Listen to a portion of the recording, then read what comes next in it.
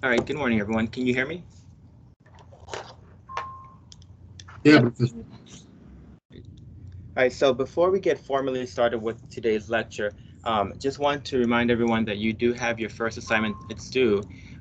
Two things. Please send your submission directly to the email that I wrote. So don't create another email because it can be a little bit tricky to track things nowadays on in Outlook, given a lot of issues with the email.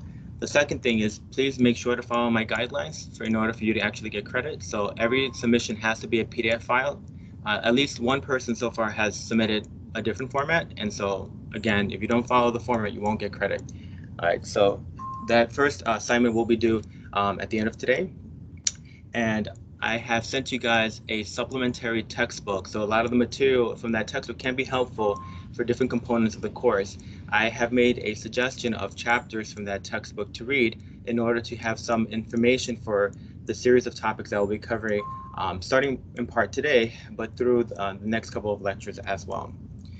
All right, so let's continue on from our discussion last time. And what we were talking about was the application of techniques, analytical techniques, in order to be able to probe the biological environment, specifically the context where metals play a role. And so we were looking at this standard workflow, a very simplified workflow of trying to look at biomolecules and specifically focusing on those that would be relevant to metal containing ones. And so we talked about the idea of extracting either from a cell context or looking at things from an in vivo context. And so we're going to continue on from this perspective. Right, so let me go to the slide. Trying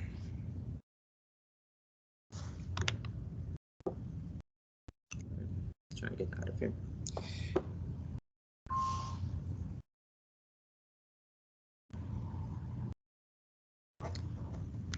All right.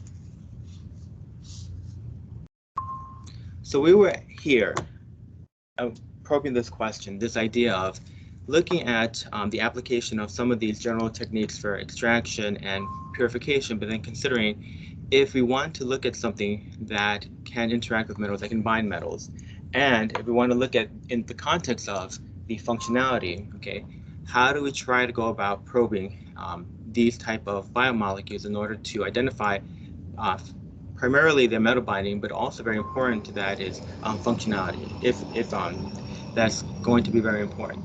But we're going to really focus on this idea of understanding how we can go about characterizing to identify metal binding and also a bit about coordination.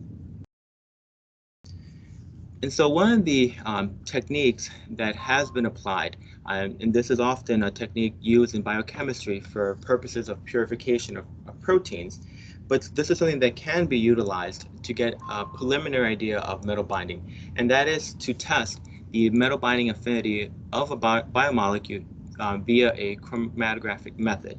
And so this is something that can be done post isolation of a complex sample. So this particular method is immobilized metal affinity chromatography. So what that means is that you have um, a chromatographic method in which your stationary phase has a chelator that is bound to it, so it's immobilized. And so essentially, that chelator also has a metal of interest bound to it. And so the idea is that we're going to probe certain molecules that have an affinity, a strong affinity for that metal of interest. And so when we're thinking about the construction of these type of columns, then we have to consider the appropriate use of chelators. And so, and then consider that that chelator needs to be something that has a pretty strong binding to a metal of interest. And then when we're considering the study of whether or not a particular molecule has an affinity for metal, then the idea is to apply this column. And so obviously we're talking about more complex mixtures, though the idea is that we try to simplify them by using different approaches to get to something that's more clean, right? Preferentially, you try to get as pure of a molecule as you possibly can. But this type of column can help you to purify. At the same time, it can help you to identify general affinity. And so in terms of how do we elute something from this type of column, one application can be the use of a free chelator. So basically, it could be, let's say, the same chelator that you use on the actual stationary phase in order to strip away the molecule that's bound to the metal of interest. So I've already mentioned that this is a technique that's commonly used in biochemistry, specifically for the purification of proteins. And so I'm going to talk about how that is generally done, where you would most likely see this application, but also how it could be applied to get a profile of a metal binding property of a particular molecule. So let's look at this more classical use of this type of chromatography. And so here I'm showing you what is a nickel NTA column. And so let's break this down. So an NTA is a chelator, as you guys can see the structure there. It has a really good general metal binding affinity, but the properties of the moieties, and so what I'm referring to are where there are points of contact to coordinate to a metal, they're pretty good for binding, I would say, intermediate and hard Lewis acids. And so this particular type of column is applied for things that have an affinity for nickel. And so you probably have seen discussions when you were focusing on biochemistry where nickel NTA columns were used in order to purify proteins that had what is called a histidine tag. And so essentially there, you're just applying the hard-soft acid-base theory, because histidine is a molecule that falls in the category of something that is an intermediate base in terms of its ability to bind metals. And so that would be attracted to coordination to a metal center. So the idea of the use of this type of resin, so this is your stationary phase onto which your chelator is bound, and your metal is coordinated to that chelator, is that you're going to have available sites that can easily coordinate a histidine molecule.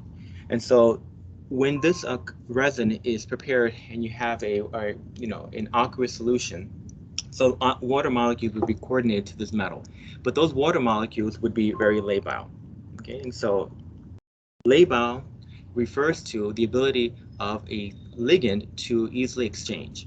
And so the idea is that those are there in order to just keep that metal stably bound, but will be easily exchanged. And so when we're applying a histidine tag protein, the idea is that we want to pull down the protein of interest, right, because of that histidine affinity for nickel. And so you're imagining then that those two water molecules will be displaced, and then your histidine tag would be able to coordinate to the nickel. And so here we're showing the an indication of how histidine from this tag would be able to coordinate to the nickel. And so the typical histidine tag would consist of 6 sequential histidine amino acids. Typically that is needed in order to give you a sufficient distance from the rest of the protein and allow it to be able to bind to this nickel and allow you to be able to pull down the protein of interest that you're trying to purify. Now, if you're trying to use the same type of approach as sort of a general screen for looking at a metal that might be able to coordinate to a biomolecule, but typically we're focusing more on proteins in this context. There are a number of things to keep in mind in terms of how much information you're really going to get. So I put this in the category of disadvantages more in the context of thinking about what information you would really receive and what information you're not going to obtain. All right, so this type of approach will only provide information on the presence of proteins with metal binding sites. So in other words, it doesn't really tell you whether or not that protein actually will bind that metal, simply that it has the capability to do so, right? So there would have to be additional assays to be done in order to verify if this is a relevant interaction that you're observing. And then depending on the type of protein, as you can imagine, proteins are not these very homogeneous structures. Now, depending on how they're folded, this can be quite ineffective for proteins that have what would be a deeply buried metal binding site. So basically, a metal binding site that would be inaccessible to coordinating to this type of resin.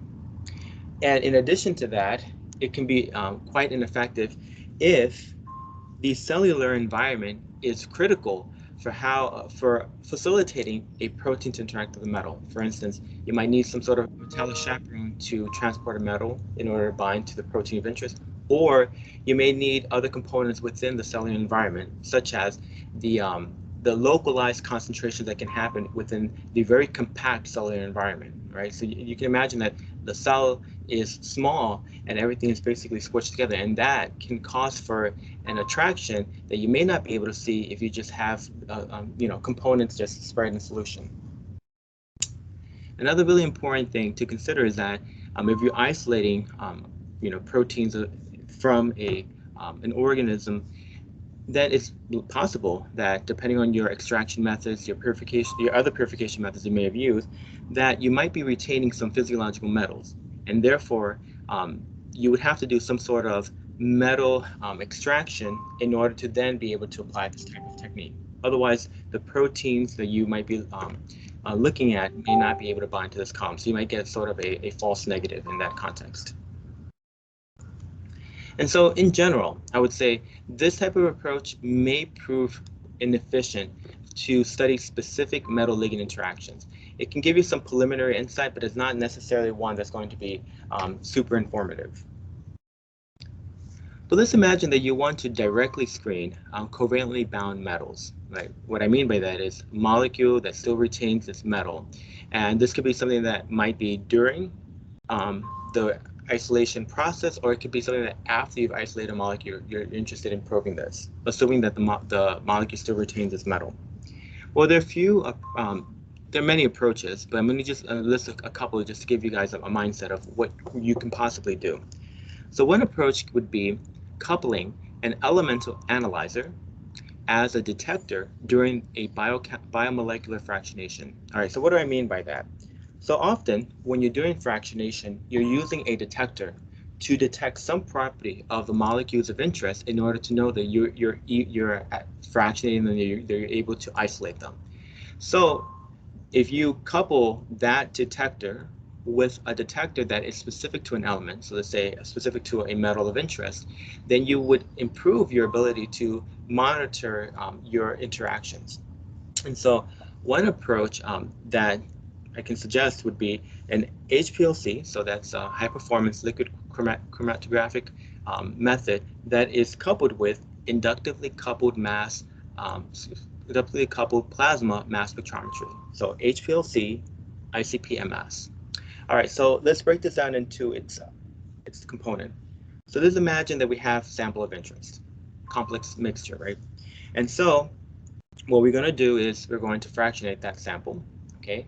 But then in the point of fractionation, what we're going to do is try to split the sample so that you can detect two different components. One would be, let's say that we're looking at proteins.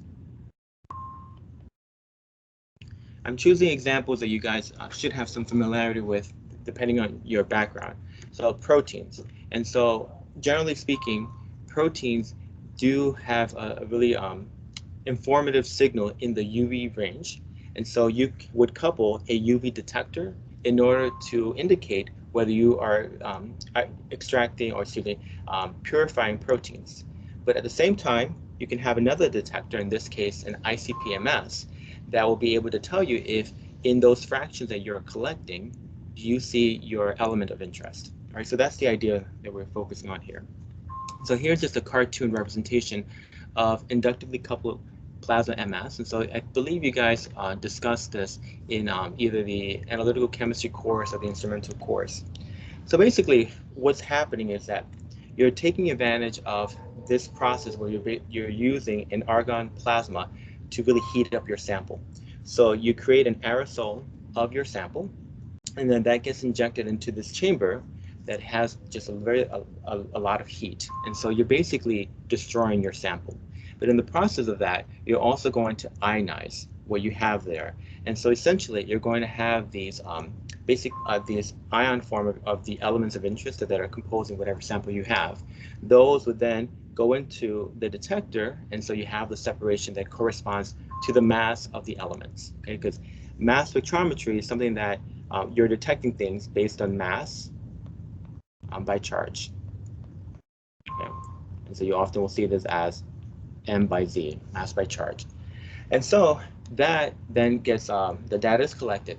The thing that one does in order to make this really specific is that you will select a certain energy that will be specific to the element of interest. And so there you basically are able to collect data for that element. Okay, so something to note, let me just clean this up, is that this is a destructive technique. Okay, so you're going to use up your sample. The beauty of this is that it's actually quite sensitive, so you don't need to use so much sample. In terms of what you'll be able to detect, in some instances you can detect elements as low as 1 part per trillion. Okay, that's pretty sensitive. All right, so let's look at some real data. Real data is not always that pretty, but here what we're looking at is this coupling of two detectors to try to identify a protein that in this context binds the metal cadmium. All right, so what are we looking at here? So we're looking at the output of the two detectors in which you are fractionating. So you actually are fractionating sample, and then the fractions that you're collecting, okay, so you imagine you have your column, right? And then you are fractionating into different tubes, okay? These are what's coming out. And so what you're looking at is in each fraction, you're detecting the UV, and then you're detecting signal intensity that corresponds to a particular element of interest. All right, so in the chat, okay, if anyone recalls, what is a typical absorbance that one measures in order to measure protein? What is a typical absorbance? Does anyone remember from biochemistry?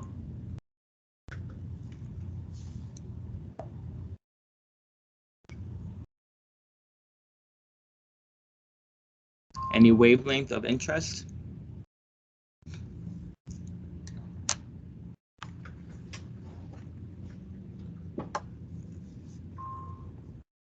Thank you, Joshan. That's an honest answer. I see Aixa said UV, and we are in the UV range, so that's an easy answer. Anyone else? All right, so There's a go ahead. tip. Say The that again. highest tip is at the number 2, while the other one is at the number 4. Oh yeah, but I'm being more general. What wavelengths are typical for indicating the presence of proteins? So there's a wavelength listed here, but that wavelength, we'll talk about that in a moment. But what are some typical absorbances? So Nathaniel, he's in 365. So I think he has a special protein. So when we're talking about proteins in general, two wavelengths should stick in your mind, okay? 220 nanometers, okay? And that corresponds to the backbone of proteins. Okay, so remember we talked about the backbone of proteins. Those are the amide bonds. Okay, so that's the excitation that would be characteristic of that. Another really important one is 280 nanometers, and that is associated with the aromatic amino acids.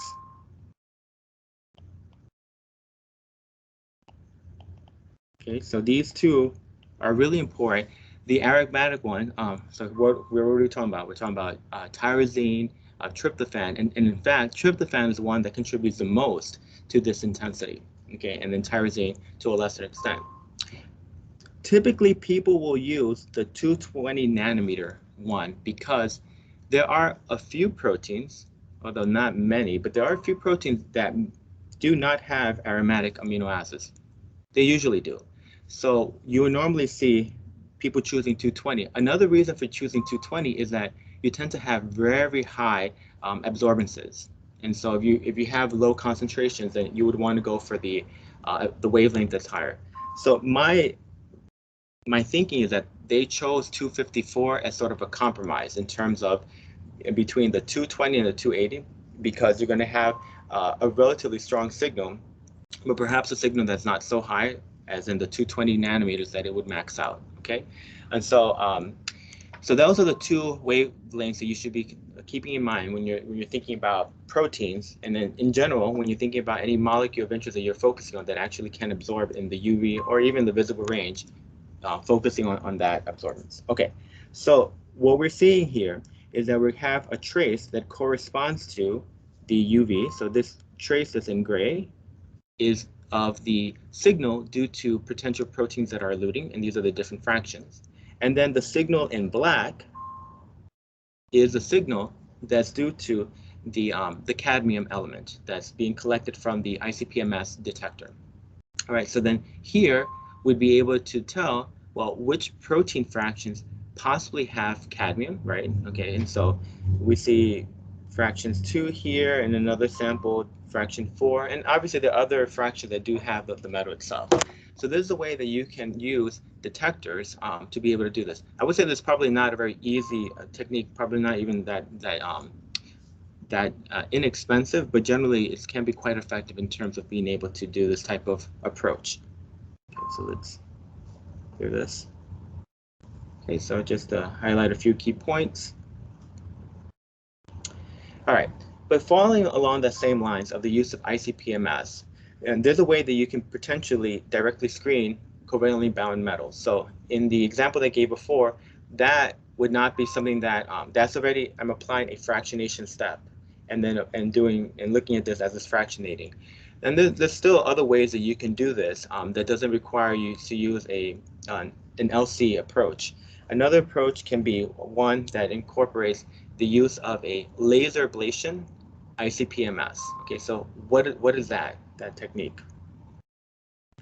So very similar to what I have already discussed about the ICP-MS, this idea of using a method to ionize your samples and putting them into plasma and basically heating them so that you're breaking them down to the elements and charged elements, and then you're detecting that. But in this case, we're applying the energy of a laser in order to facilitate this process of being able to move your sample into this chamber, the plasma, and then being able to detect the element of interest. So an example here, so again, showing you some real data. Real data is not that always that clean. So here, what I have is a gel. Okay, so let's say this is an SDS page gel.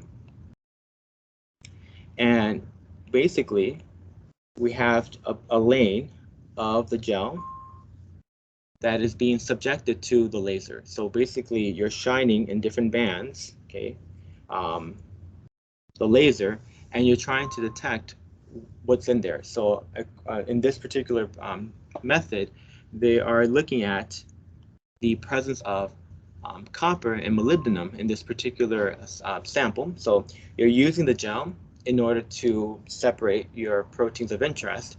And then at the bands, you're trying to figure out, well, which of these bands potentially have a protein that has the capability of binding these metals. So in this case, this particular band here is the one that seems to have the highest amount of both of these particular metals. Okay. Let's look at another area where this can be applied. So laser ablation ICP-MS. So let's here has been applied to analyzing a tissue of interest. And in this particular study, they were looking at a rat brain slice. So take a thin slice of a brain, rat brain in this case, and then you subject that to the laser ablation and then the subsequent ICP-MS. And there are a number of elements that are being detected here. So you see that you have iron, zinc, sodium, chloride, phosphorus, carbon, okay? These are all being detected. And then what's the output here is in terms of counts per second, so the intensity, where the redder is, the more of that particular element is present in that localization. So you get a sense of the distribution of the metals in this context. And this actually can be quite helpful because you get a sense of what is a normal distribution of a given element, but you also can see if there's a loss of that normal distribution, perhaps indicative of a disease situation. All right. Well, related to this, really moving towards not just seeing whether or not you have a protein and then this is bound to a metal, but starting to get into some insight about identification, right? So identification of a metal-bound biomolecule. mass spectrometry can also be quite helpful here. And so the reason is that mass spectrometry often does not need to use a lot of sample in order to get a good amount of data. And so you can actually use mass spectrometry to measure the mass of intact metal-bound biomolecules. And so the principal way to do this is by applying what is referred to as a soft ionization. And what do I mean by soft? Well, just basically trying to avoid a methodology that would perturb the covalent bond of the metal itself. So you're trying to ionize while still preserving the bond with the metal. And so a typical approach in terms of mass spectrometry would be the use of electrospray ionization to detect intact metal protein complexes. Okay, so I will say that this is going to be limited to pure samples, because especially when you're looking at things that are much bigger, right? The resolution of these things can be quite low, and so you would get a better output if you have as pure of a sample as possible. All right, so let's look at some examples of this. All right, so in terms of the types of samples that you want to consider, okay, so I already mentioned this idea of a highly pure protein, and coupled with that is that not only that should it be pure, but as homogeneous as possible. All right, so what do I mean by that? Well, a number of proteins, if you isolate them, or sometimes depending on how you will express them, if you're trying to express a pure protein, depending on the system that you use, right, the protein might be glycosylated, and it may not be glycosylated in a consistent manner. So what one tries to do is to make sure that they will obtain a sample that is non-glycosylated. So you can either do a enzymatic approach to remove glycosylates, right? These are sugars, and so that you can try to improve the homogeneity of your sample. Okay. At present, we can now get insight at the molecular and even, to some extent, the atomic level of the binding of ligands and metals, and if we're talking about proteins, even of protein-protein binding. All right, so I'm going to show you some examples.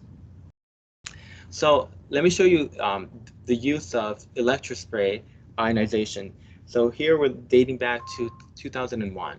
So here, someone was trying to apply electrospray ionization in order to detect the binding of iron to the protein serum transferrin.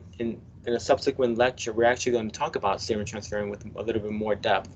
But here, what they were looking at is a version of the protein that is one lobe. So this molecule actually consists of two lobes, but they're looking at half of the molecule. And so what they're focusing on is the protein as it is bound to iron. And so here, in the caption, you're seeing what, as far as what they observe at different pH values. So the different pH values, in a subsequent lecture, we'll be able to understand why this particular study was being done, right? But what I want to emphasize is what is the data that we were seeing here.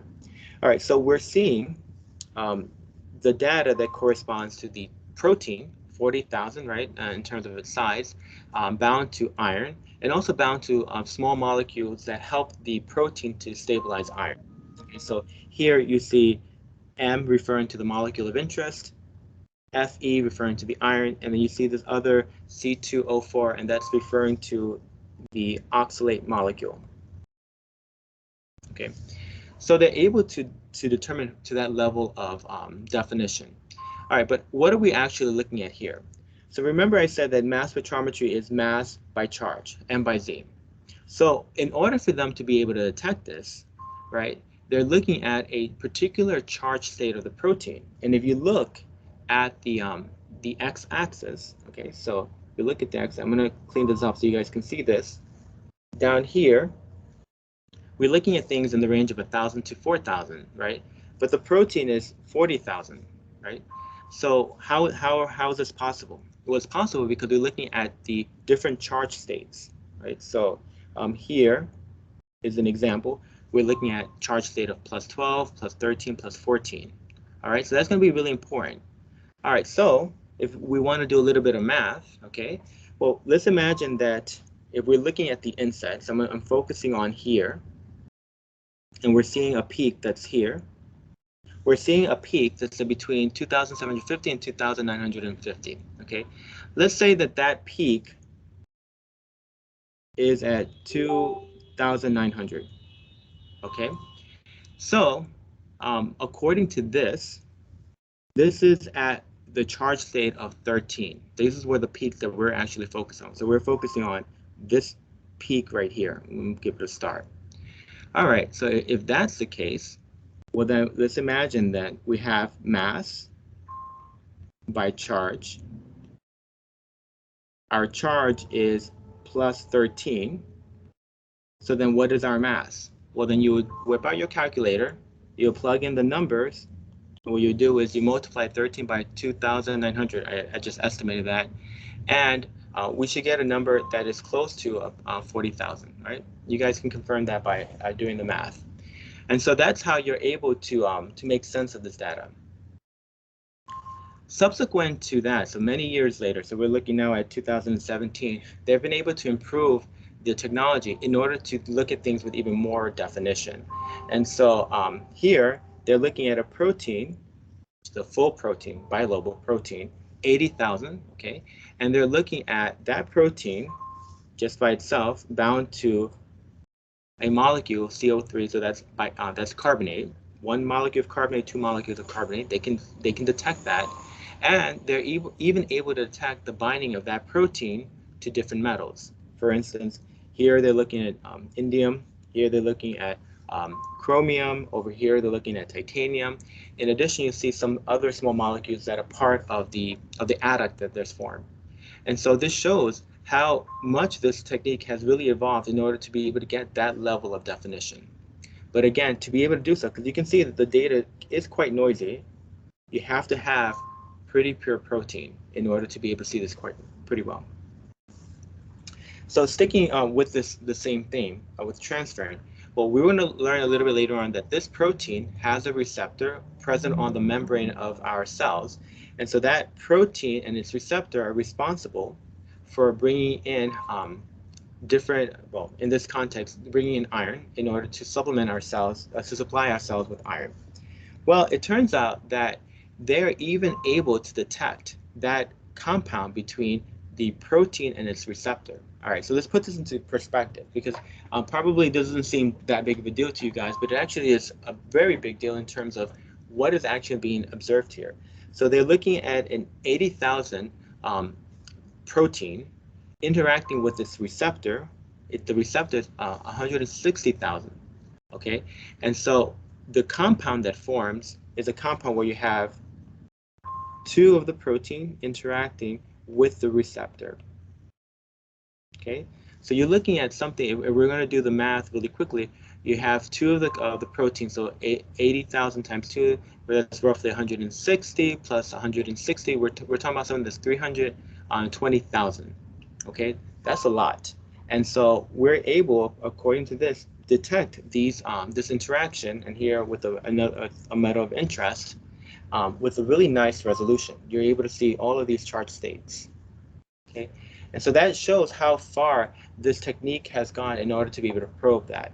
And I will say that it's not a trivial technique, so it's not as if like you can take any protein with a metal and easily run this. You really have to apply a lot of purification. You must have pretty reasonable concentration, but really importantly is how homogeneous the sample is. Because if it's not homogeneous, these charge states are not going to make any sense. All right. Well, sticking into the same line of mass spectrometry, but moving a little bit away from looking at big molecules, but now focusing on smaller molecules. Here I'm going to emphasize what level of detail you can obtain when you start to apply this technique for small molecules.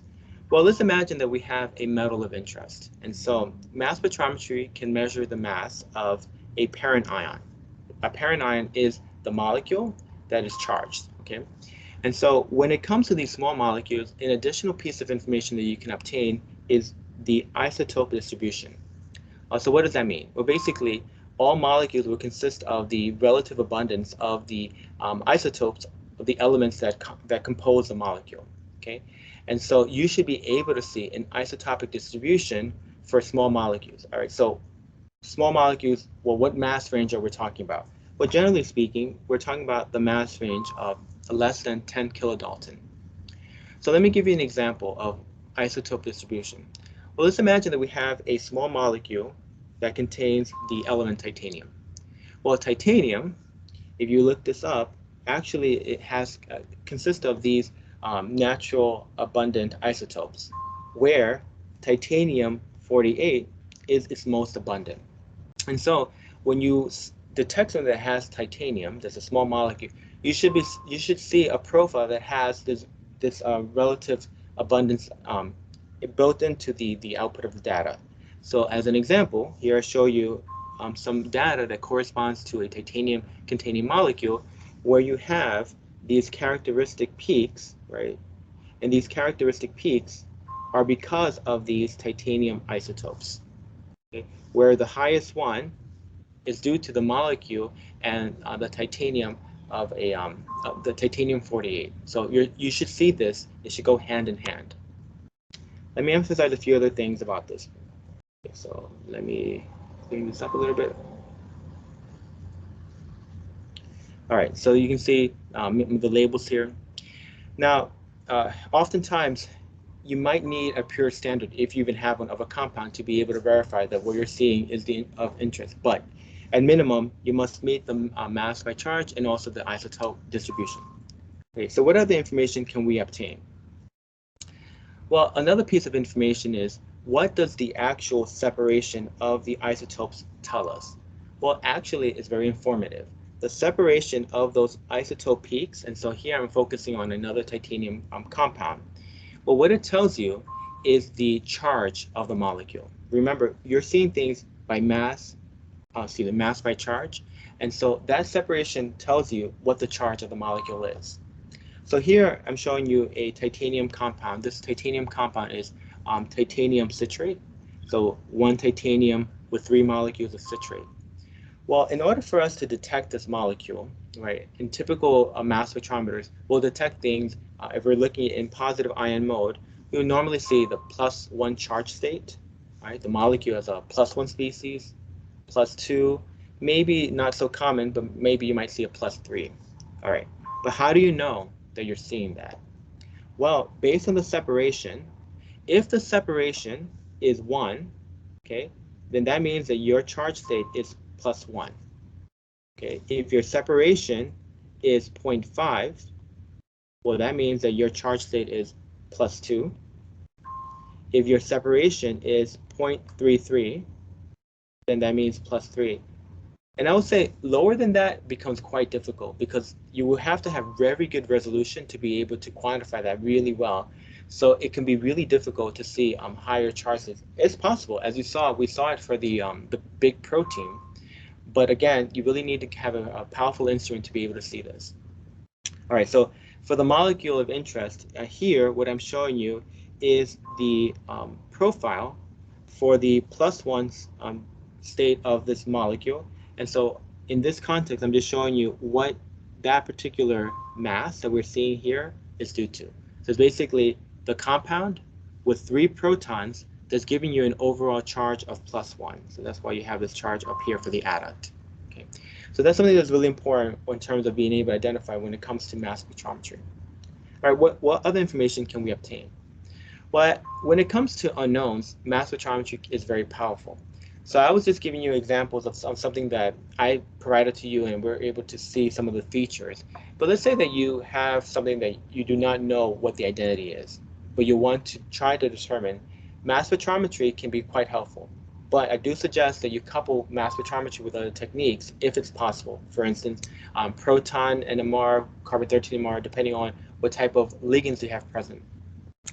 Well, another a really useful tool within the mass spectrometry spectrum is the use of tandem MS. And what do I mean by tandem MS? Well, I mean fragmentation mass spectrometry. So basically, what you're going to do in this type of experiment is that you collect data for the molecule intact. And then here, let's say that we're interested in this molecule that, that binds selenium. Okay, so you measure that mass. But again, if this is an unknown, we don't know what this molecule is. So what we do is then to perform an MS-MS experiment, okay, where basically The MS means that the first MS corresponds to the parent ion. The second MS is that we're actually causing for either a physical or chemical fragmentation of your molecule.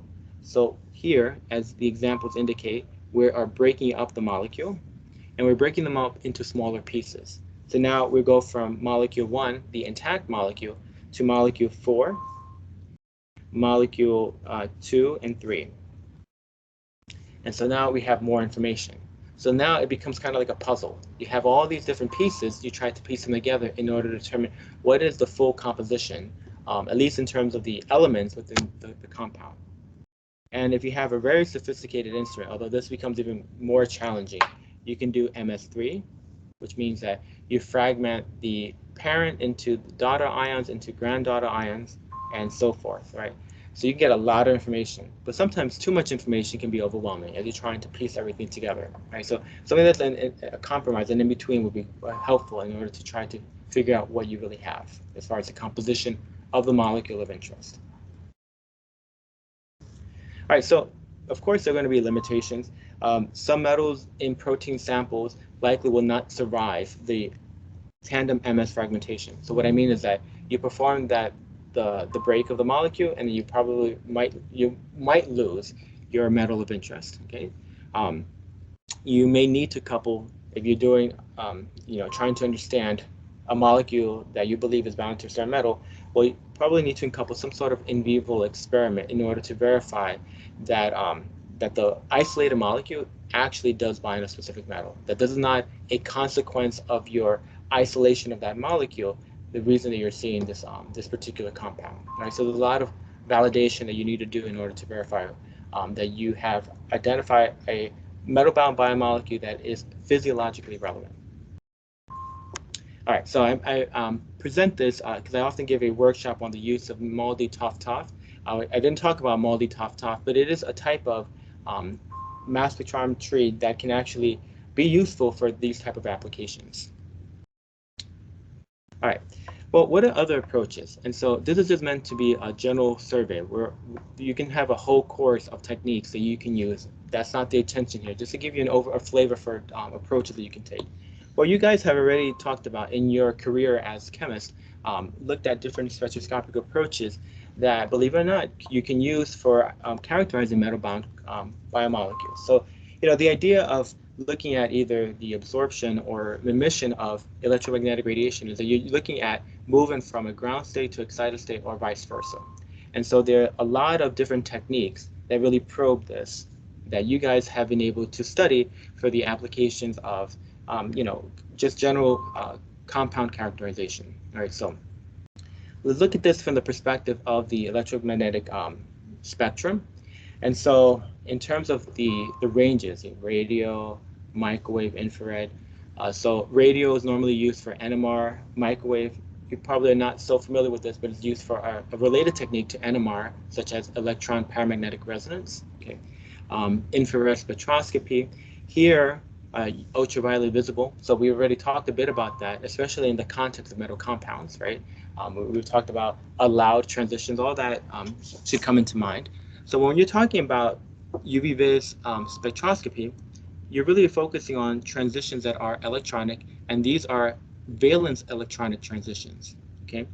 But what we're going to talk about for a little bit is the transitions that correspond to X-ray. And so the difference being that these type of transitions typically are occurring from the core electrons of a molecule of interest. All right, so we're going to focus on here for a bit. So X-ray absorption spectroscopy, or XAS.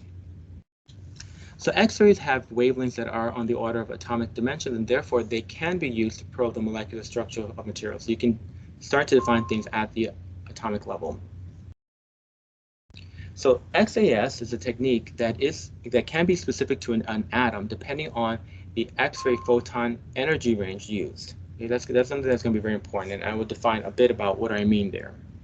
So this is a typical X-ray absorption spectrum, right? So your absorbance versus energy. So some of this should ring a bell in terms of just the general idea of an excitation.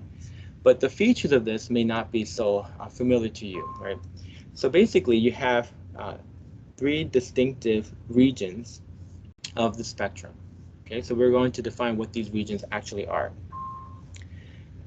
Well, the very first small rise in absorption coefficient that you observe, well, that is due to electronic transitions from the core orbitals of the element, their excitation from core to valence levels. Okay, and so that is referred to as the pre-edge. We're going to use a little terminology here. The continuum, what that means is that you're basically taking that electron out entirely of the element. So you're no longer within the orbitals of the element, you actually have ionized that electron and it goes into the continuum outside of the element. The next feature, that really big, sharp feature in the spectrum, well, that is observed at a well-defined X-ray photon energy called an absorption edge. So what does this due to? Well, it's due to what I just mentioned, this idea of the core electrons dissociating or ionizing those electrons from the atom of interest.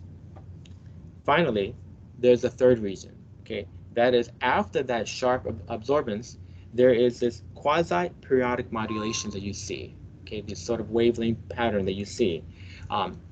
In the absorption, in the X-ray absorption coefficient that's referred to as XS, okay? We're going to define this. All right, so again, these are the regions. That's your pre-edge, small absorption. That's your edge. That's the actual sharp absorbance. This is what is referred to as zones, and very useful. And then after that is the periodic or the quasi-periodic modulation that's referred to as XFs. All right, well, let's focus on zones, okay? That sharp rise. What does that really mean? That's the X-ray absorption near edge structure. Well, the X-ray absorption spectrum of a given sample will exhibit an edge at a photon energy equal to the ionization potential of a bound electron. All right, so what does that really mean? Well, that means that you're exciting core electrons out of the atom, right? We're removing them out of the atom into the continuum. So as an example, if we're moving them from an s orbital, like the 1s orbital, well, then that is referred to as the zones that corresponds to the k edge. Okay, k edge excitation out of that orbital. If we're moving out of the n equals to 2 quantum number, so that's in that particular shell, depending on which orbital, you're in the L edge. Okay, so that's the region where those core electrons are being excited from. So let me clean this up so you guys can see that. So the edges are named for the shells of the Bohr atom. Remember the Bohr model of the atom, where the K edge refers to n equals to 1, L edge n equals to 2, and M edge n equals to 3. The accessible X-ray photon energy is in this range of 2 to 30 kilo-electron voltage.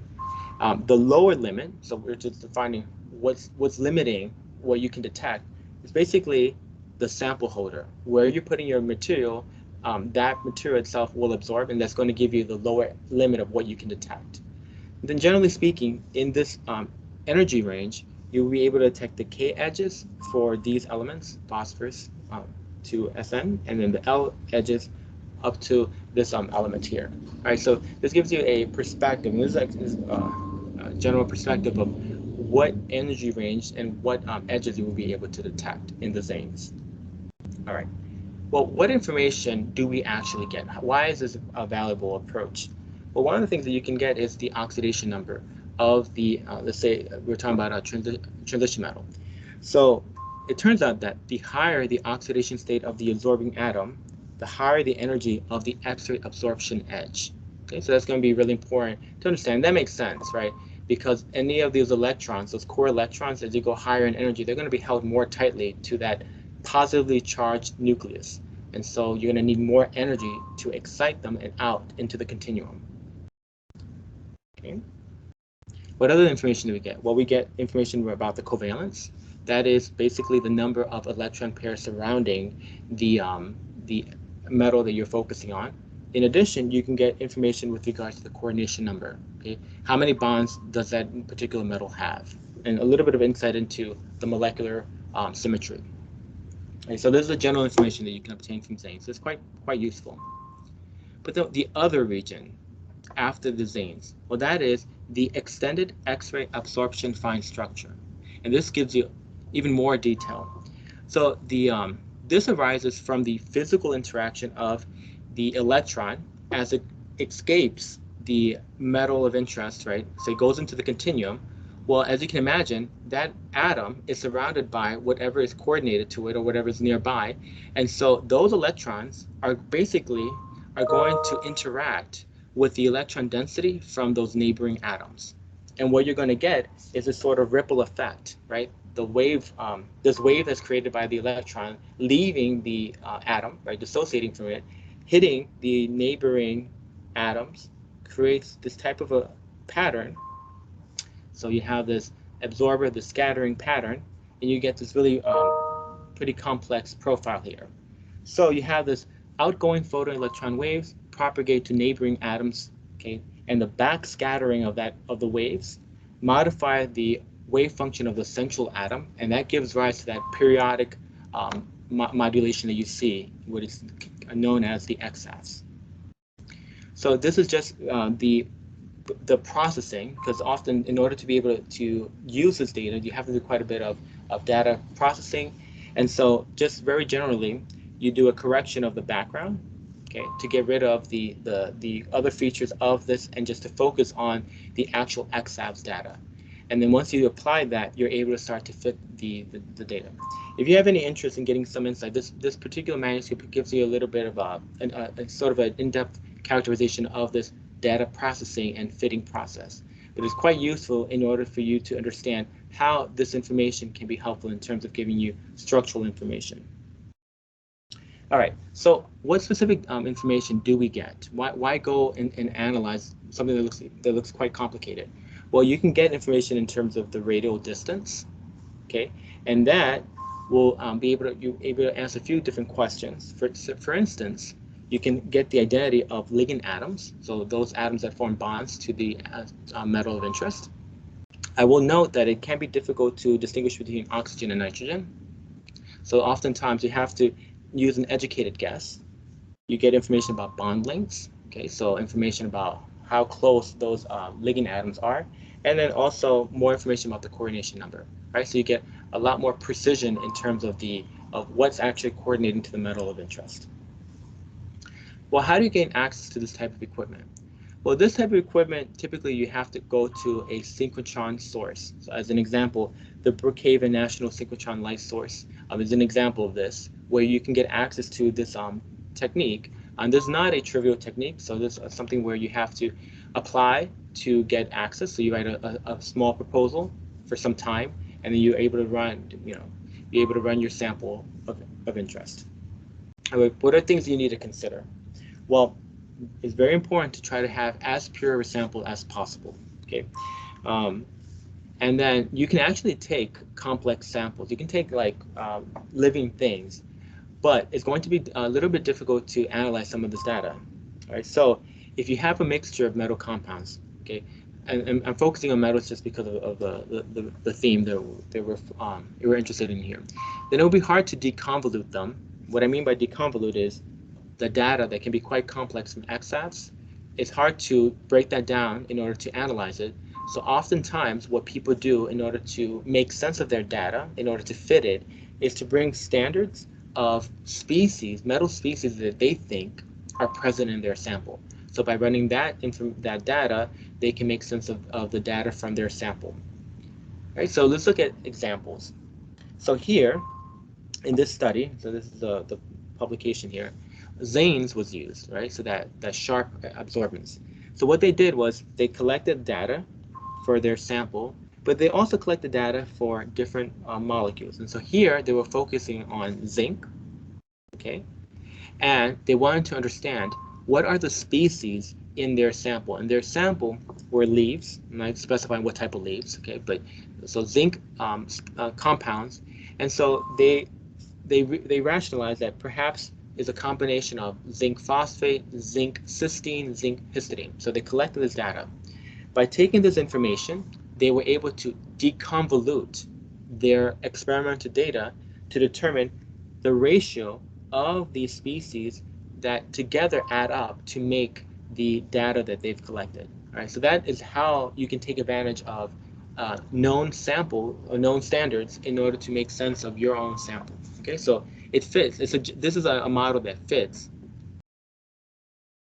Something very similar can be done with XFs. Remember, XFs is more complicated, but what one could do is collect the XFs data for a sample and then run a standard that one believes constitutes the XFs and see how closely does the experimental match with the sample experimental match with the standard experimental. So this is what was done here, where in this case, in this plant sample, they were looking at a nickel nickel XFs, and they saw that it matched really closely with the XFs for nickel citrate. And so in that way, they were able to say that we're basically looking at nickel citrate speciation in this particular plant.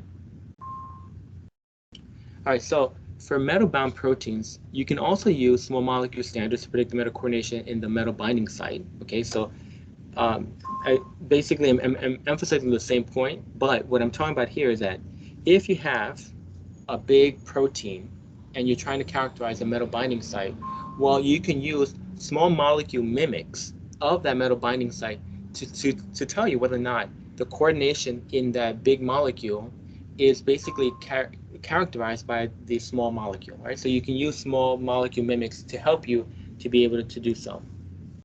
If you have a pure sample, then by fitting the XFs data, one can determine the primary coordination of metals. It's very important. But sometimes you do have to use educative guesses, if we're talking about proteins, as to the amino acids involved. And why do I emphasize this? Because remember, it's hard to distinguish between nitrogen and oxygen, right? And so you have to have an educated guess of what type of amino acids to help you make sense of your data, but to fit it as well as possible. All right, so to collect all this together, right? So you guys, in your history, you've talked about NMR, probably have not actually seen EPR, so that's probably a little bit of a head scratch for you guys, but it's a really powerful technique.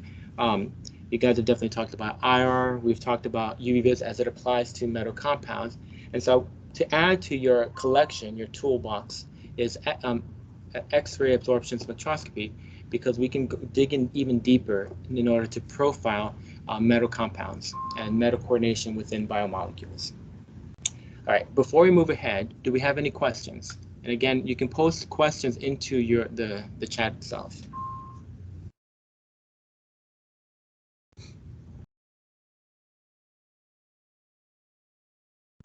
Sorry, my pad's acting up.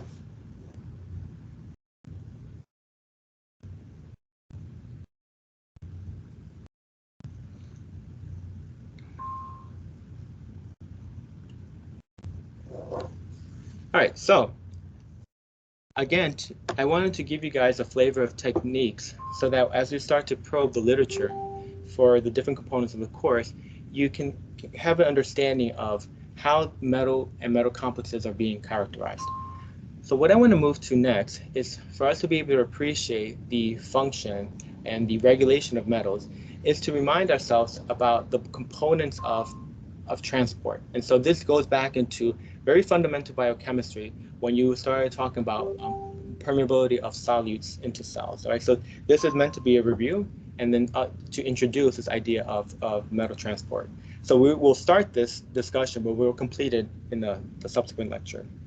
All right, so solute transport in cells. All right, so essentially when we're talking about cellular uptake or movement, right, we're referring to movement that's through membranes. And so when we look at different components in the course, this idea of the effectiveness of a compound, right, and metal uptake, we have to think about the mechanisms by which a metal is being brought into the cellular environment or into an organism as a potential, let's say, therapeutic. So here's just a electron micrograph of biological membranes, just to give you an overview of the organelles and also the composition of a cell. It's quite complex, right? And also very compact. So that's going to be really important things in terms of regulation. So you probably saw this in your biochemistry text with this really standard cartoon that gives you a bit about of the composition of the eukaryotic biological membrane. and how not homogeneous it is. Some of the features to point out is that the at the exterior of this membrane, okay, what you are seeing are things that are highly hydrophilic, right?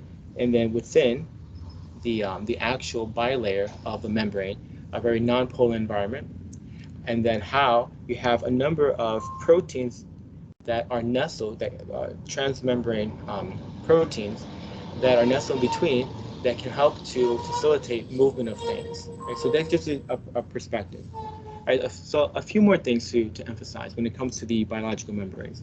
Well, these are complex lipid-based pliable structures that are composed of a variety of lipids and proteins, roughly ratio of 40:1. And so some membrane lipids and proteins are glycosylated. All right, so glycosylation is for proteins can be something that's very important in terms of stability and solubilization. All cells have a cell membrane, and essentially the membrane plays particular functions. So primary is obviously this idea of a separation or a segregation to an extent. Eukaryotic cells have various internal membranes, we refer to them as organelles, that essentially will divide up the internal space into compartments for specialized processes. But to remind ourselves that mammalian red blood cells, erythrocytes, okay, this is the common terminology you will come across in the literature, but they do not have organelles. And so it's presumed that the reason for this is because the red blood cells is the storage of the protein hemoglobin. And you guys are all familiar with hemoglobin. This is a very important iron-based protein that facilitates the binding of oxygen and the ability for us to breathe, right? So it plays a really important function. And so your cells, your red blood cells, are highly loaded with hemoglobin, and that's going to be one of our primary sources of iron within the body. All right, so the basic functions of the biological membrane. So they play a number of important functions. So here I'm just going to list some of the main ones. So they define the external boundaries of cells. Okay, so essentially they will control what gets inside the cell, what's needed in order to maintain a homeostatic regulation of ions and molecules. Right? So this idea of regulating the traffic of what comes in and also what comes out. In addition, there are a number of, let's say, membrane proteins that are in other components that are responsible for cell-cell communication, right? Because a number of cells, they survive by that interaction with other cells, and for communicating things, for signaling, hormonal signaling, very important. The membranes, they divide the internal space into discrete compartments, and so this compartmentalization is important for a number of key processes. And as I mentioned very briefly, this idea of that compartmentalization coupled with a very high concentration allows for certain interactions to be possible. So via this compartmentalization, you have organized complex reaction sequences and cellular processes, examples being energy transduction, biomolecular synthesis, all critical for the survival of cells, but also the survival of organisms. All right, so the common features, and so we already have alluded to some of this already. So you have this two leaflets of lipid-based monolayers, right? So this is the general cartoon that we're all very familiar with. And so just the idea of that, one of these leaflets will face the cytoplasm, so it's basically the inside of the cell, while another leaflet, depending on the membrane that you're focusing on, can be facing the extracellular space. Okay, and that's important in terms of the contact with outside of the cell. But in addition, if we're referring to an organelle, basically you're facing the inside of the organelle itself.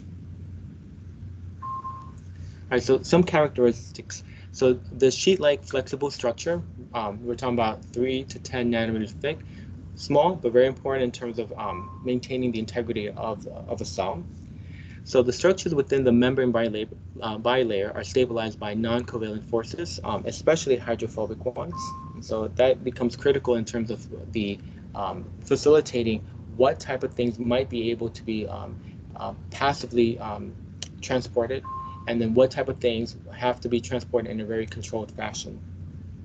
The membrane bilayers are largely composed of phospholipids, where you have what are referred to as the polar heads located on the exteriors, and that allows for that really hydrophilic surface. and then the fatty acyl chains that are the interior, and they form this sort of fluid region, the hydrophobic region, where you have this lateral motion. And then in between the this bilayer are other lipids that are nestled in between, for instance, like cholesterol. In addition to those lipids, you have two types of proteins that play critical roles. Those that are the peripheral proteins and those that are the integral proteins. Now, so these are just general terminologies. So the peripheral ones will be those that are loosely associated with the actual membrane. So they're going to be loosely associated with the polar heads of the membranes. Okay, so we're talking about these type of proteins that are peripheral. And then you have those that are integral. Well, what do those integral means? They actually have transmembrane domains. Okay, so they're going to span the lipid bilayer, and so typical structures would be of alpha helical or beta barrel structure. So these are some characteristic two secondary structures of proteins. And so different domains within the transmembrane domains, within the transmembrane proteins that are positioned in such a way to facilitate, and often when you're talking about movement, can facilitate a certain type of solute movement based on the hydrophilic and hydrophobic properties. And so, it's pretty obvious, we're talking about something that is not homogeneous, but also quite asymmetric. So some lipids are found preferably within the membrane. Some lipids are found preferably external, where those will have some sort of carbohydrate moiety that are going to be affiliated with them. But really importantly is this idea that the membrane is electrically polarized, okay? And that is going to create what is known as an electrochemical gradient. And so this is the general polarization of the membrane, delta of -60 millivoltage. Really important in terms of the integrity of the cell is this idea that the cell is self-sealing. And so as much as possible, any process that involves, let's say, either replication or a cell-cell contact or movement of solutes is to maintain the continuity of the cells, to avoid what is referred to as the lysis of the cell. And as part of this is that selective permeability to different types of molecules. So what we're going to talk about today, or at least as an introduction, and then we'll continue on, is this idea of what is going to guide permeability, what are those factors, and those factors that can allow for a passive diffusion or something that's going to be a facilitated transport. Okay, so let's talk about the context of membrane transport, and we will transition as in our discussion to focusing on the movement of metals. All right, so here I give you a depiction of general transport processes. So again, the emphasis is being on general. And so we're going to focus on what is referred to as a simple diffusion. So typically you're talking about small nonpolar compounds that will cross the lipid bilayer, okay? And they're going to cross it based on the concentration gradient. And then you have what is known as the facilitated diffusion. Okay, so there is a movement process, and this movement is facilitated by movement along the electrochemical gradient. So both of these, as we're going to emphasize, are processes that are thermodynamically favorable. But then you're going to get those processes that are not necessarily thermodynamically favorable, but they're coupled to processes that are. For instance, you have what is known as a primary active transport, where you're using the energy of a reaction to facilitate movement of an ion or a solute of interest. You also have a secondary active transport where you're coupling the movement of one solute with the thermodynamic movement of another solute. And so you're using that energy in order to facilitate this movement. And then you have things like the existence of transporters that are called channels that have a signal that open up in order to facilitate a movement of an ion. You have molecules that serve as ionophores. And so ionophores have a specific affinity for an ion, and so essentially they bind that ion, and as a compound will move into the cell to then release that ion. So basically the function is of the movement of that ion. So it's not an actual, other than transport, it doesn't actually play any significant role in terms of the activity of that ion. Another type of transport that involves the membrane itself is endocytosis. So there are a series of this type of processes. So what that means is that you actually are involving proteins, transporters within the membrane, but the membrane itself forms a vesicle, okay, a endosome, and that vesicle will bring in a solute that is recognized by a particular protein, and so you have what is known as endocytosis. It's brought in, it's basically pinched into the cellular environment, and then that's coupled with, depending on what type of endosome you've created, exocytosis, which is the movement out of the actual cellular environment. All right, so these are characteristic transports described in a very simplistic fashion. All right, so let's start off very basic. The selective permeability of the cells. And so you have a number of factors, but these are the four main factors that really govern cell permeability. So this idea of just this of a passive diffusion.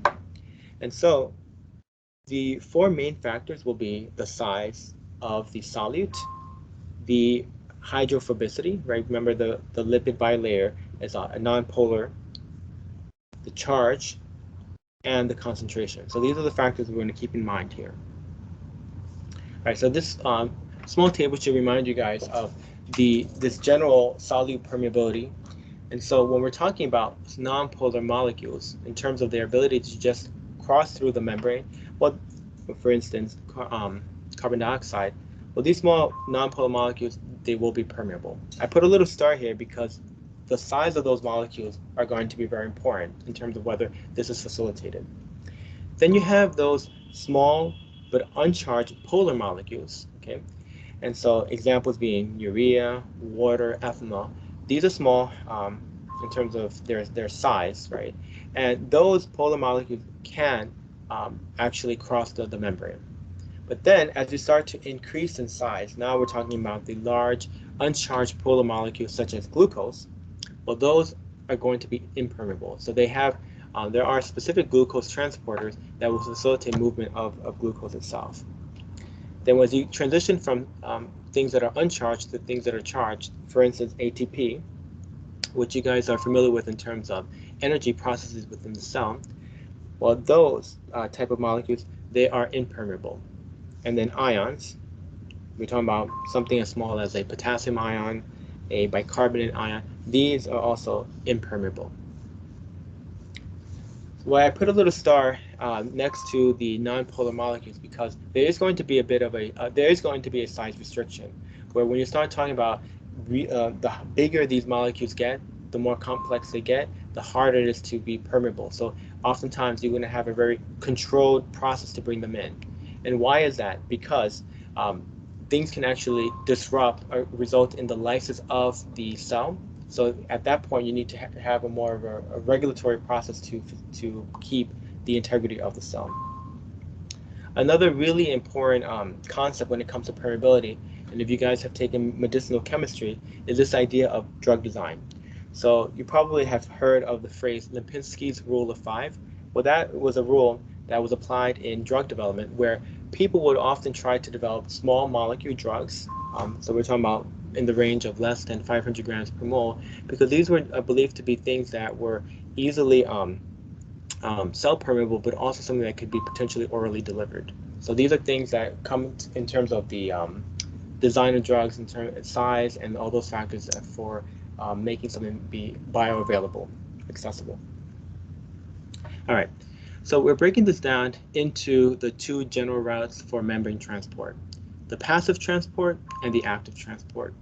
So when in the class of passive transport, we're talking about a simple diffusion, which is in the direction of a chemical gradient and is applicable to nonpolar molecules and small polar molecules. Now, when we're talking about a diffusion that is in the direction of electrochemical gradient, and I will explain this in a moment, what I actually mean by that, and I will show you in a moment. Here, it's applicable to polar molecules and ions and membrane protein facilitators. So we'll talk about that in a moment. And then you have this in contrast to passive is the active transport, where this is a diffusion against the electrochemical gradient, but it's also would be membrane protein facilitated. And so we'll see the differences, but also some similarities as well. All right, so Nathaniel asks, do geometry degrees of freedom of molecules affect cell permeability? I would say to an extent, yes, in terms of recognition of what component will actually be brought in.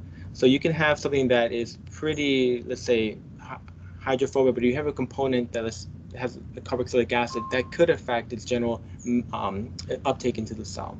So that's definitely going to be a factor that's going to be really important in terms of the properties that compose a molecule.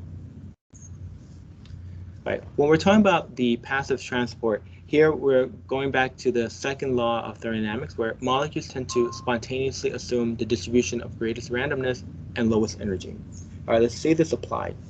Well, when we're talking about a simple diffusion, what that means is that if you imagine having a membrane here in this chamber, okay, this membrane is representative of just like a plasma membrane as an example. Well, you have a solute on both sides of this membrane. On the right side, you have a low concentration. On the left side, you have a high concentration. Well, it turns out that what you're going to see is that this system is going to undergo a diffusion such that you're going to have the solute crossing the membrane until you reach a point that at equilibrium, the concentration of the solute will be equal. Okay, so you're going to have a net movement of electrically neutral solutes towards the side of lower solute concentration until equilibrium is achieved. And so this process is called the movement in the direction of the chemical gradient, right? That's the simple diffusion. Well then, when we're talking about an electrochemical gradient, so here we're talking about things that are charged, right? And so the cartoon that we have depicted here is what happens when you have charged solutes. So here we have our chamber, we have our membrane, okay? And so on both sides are different amounts of anions and cations. So that what happens is that you're going to have at equilibrium of that these ions have moved until you reach an equilibrium in terms of the overall balance in the charge of these particular ions. So you have a net movement of electrically charged solutes dictated by a combination of the electrical potential, what I emphasized before, and the chemical concentration difference across the membrane. So you're going to reach that equilibrium, and you're not going to exceed it. So really importantly, the electrochemical potential reaches zero at equilibrium. So in passive transport, the transported species always moves down its electrochemical gradient and is not accumulated, really important, above the equilibrium concentration. Because of this is something that would be thermodynamically favorable. In contrast, active transport, the transported species always moves against its electrochemical gradient and is accumulated above the equilibrium concentration. Okay, so because of that, active transport is thermodynamically unfavorable. Right, so delta G for the transport is greater than zero, and takes place only when coupled to a process that is thermodynamically favorable. So what are those processes? And we're going to talk about this more in our next lecture. Well, the breakdown of ATP, because it releases energy that can supply the movement of something against its electrochemical gradient, or coupled to a thermodynamically favorable movement of another species that's actually moving in its down its electrochemical gradient. Okay. And so we're going to stop right here. We're going to pick up in our discussion of transport as we are slowly moving into discussion of transport of metal complexes. All right, everyone. So I'll see you guys in the next lecture.